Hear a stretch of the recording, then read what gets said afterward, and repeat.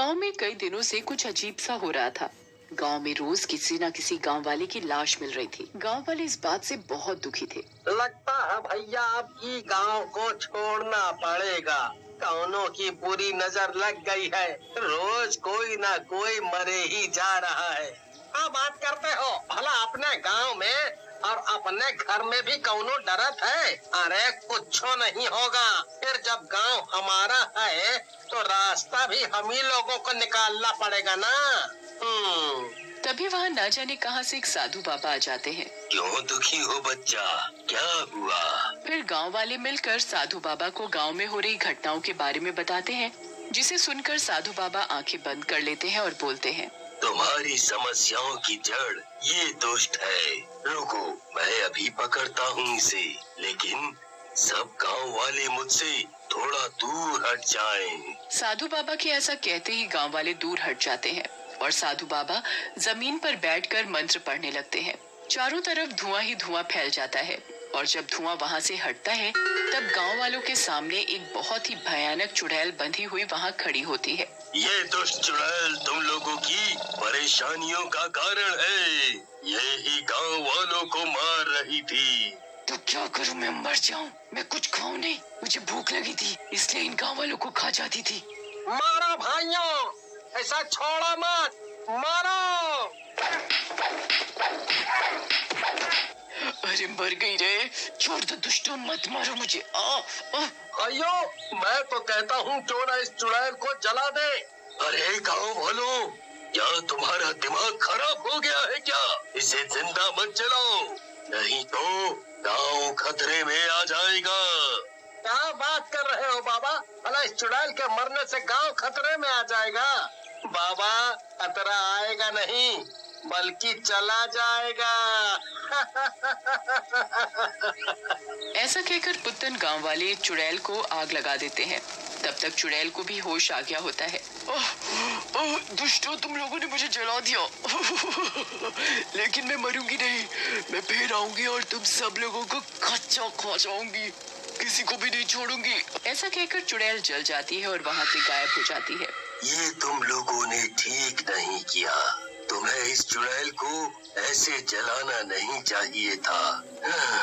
तुम लोगों ने ये ठीक नहीं किया, ठीक नहीं किया।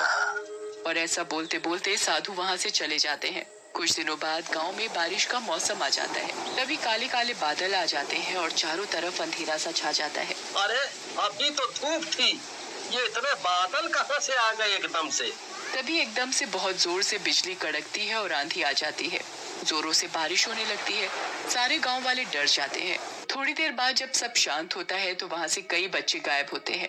गांव में बच्चों के माँ बाप रोने लगते हैं।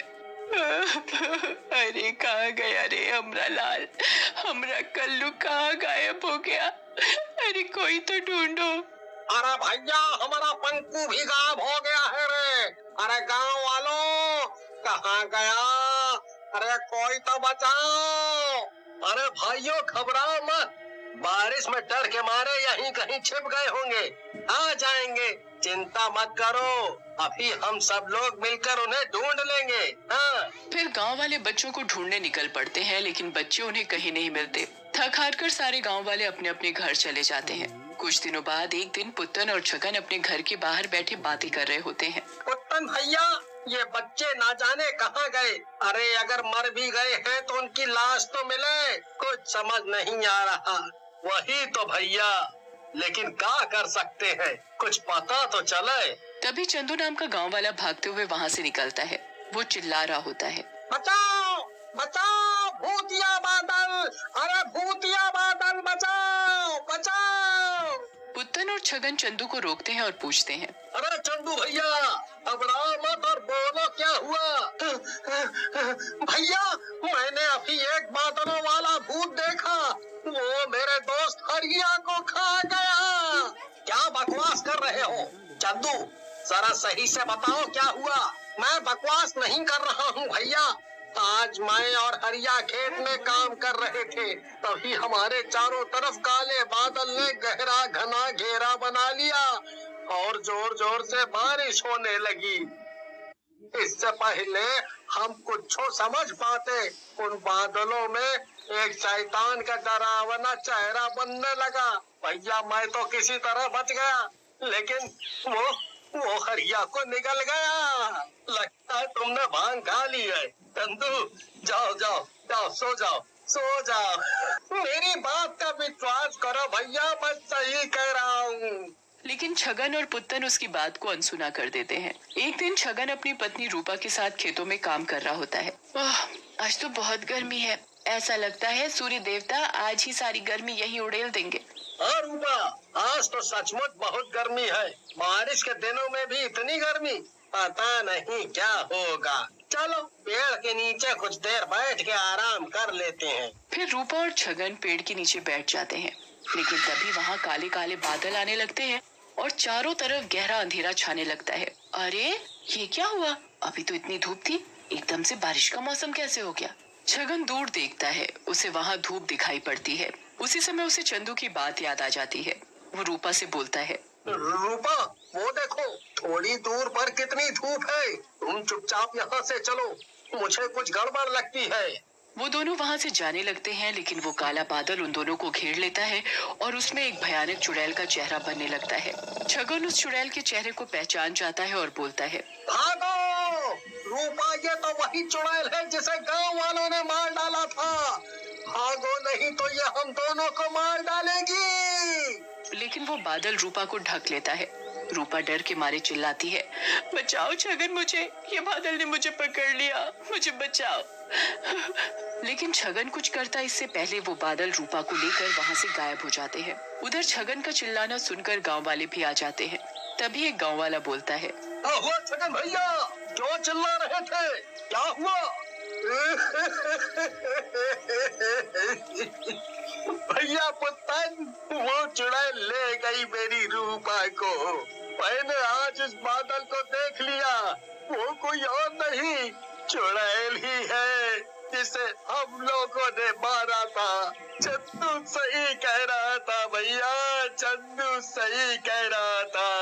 अरे दादा रे दादा, तब तो हम लोगों से बहुत भारी गलती हो गई। अब क्या करें, कुछ समझ नहीं आ रहा। ये चुड़ैल तो लगता है हम गांव वालों से बदला ले रही है। भैया तो ना हम उन्हीं साधु बाबा से मदद ले जिन्होंने पहले हमारी मदद की है।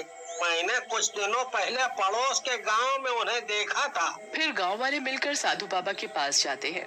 साधु बाबा उन सब गांव वालों को देखकर गुस्से में आ जाते हैं और बोलते हैं, गांव वालों, मैंने उस दिन भी रोका था कि उस चुड़ैल को मत मारो, लेकिन तुम लोगों ने मेरी बात नहीं मानी। उसी का नतीजा है ये। वो चुड़ैल अब और भी शक्तिशाली होकर वापस आई है। अब वो किसी के रोके नहीं रुकेगी।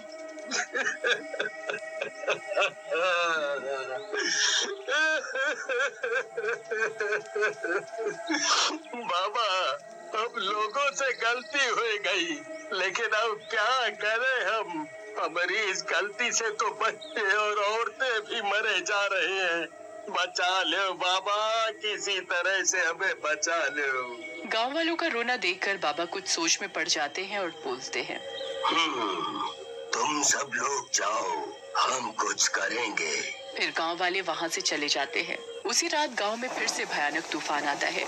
चारों तरफ जोर जोर से हवाएं चलने लगती हैं और बहुत जोर से बारिश होती है और बादलों में से चुड़ैल का चेहरा बाहर आता है और बोलता है, गांव वालों, ये तुम्हारी जिंदगी की आखिरी बारिश है। अब तुम लोग इसके बाद कोई बारिश नहीं देख पाओगे। गांव वाले डर के मारे गांव की चौपाल में इकट्ठा हो जाते हैं और भगवान का नाम लेने लगते हैं। तभी वहां पर एक जोर से रोशनी होती है, जिसे देखकर चुड़ैल डर जाती है। तू फिर आ गया, चला जा यहाँ से, मुझे मत मार, जा चला जा। उस रोशनी में से साधु बाबा की आत्मा प्रकट होती है और बोलती है, अब तू नहीं बचेगी चुड़ैल, तू जाएगी इस दुनिया से। ऐसा कहकर साधु बाबा सूरज की तरह चमकने लगते हैं, जिसकी वजह से सारे काले बादल गायब होने लगते हैं। मैं मर रही हूँ, दुष्ट छोड़ दे मुझे, जाने दे।